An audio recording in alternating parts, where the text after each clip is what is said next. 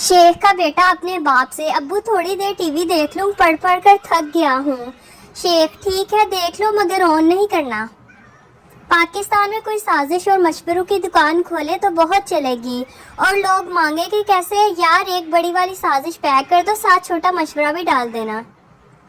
जिन क्या हुक्म है मेरे आका, मैं आज से मेरी सारी पढ़ाई तुम क्या करोगे। जिन आता हुक्म करो बकवास नहीं।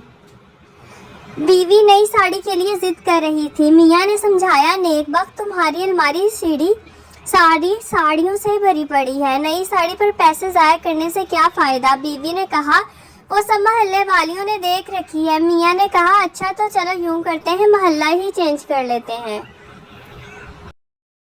पप्पू जब भी कपड़े धोता तो बहुत जोर की बारिश शुरू हो जाती है। एक दिन मौसम साफ देखकर पप्पू ने कपड़े धोने का सोचा और दुकान से सर्फ खरीदने चला गया।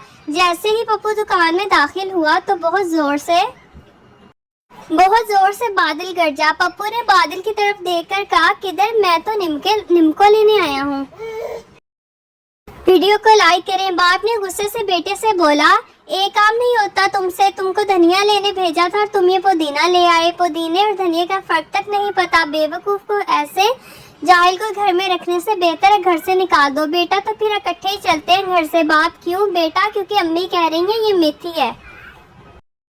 शादीशुदा खवातीन चाहे पूरा घंटा अपनी माँ से फोन पर बात कर ले लेकिन आखिर में एक बात जरूर बोलती हैं, ठीक है अम्मी फ्री होकर बात करती हूँ। और उनकी माँ सोचती है पता नहीं बेटी को कितना काम करना पड़ता है, बेचारी 2 मिनट भी चैन से बात नहीं कर पाती।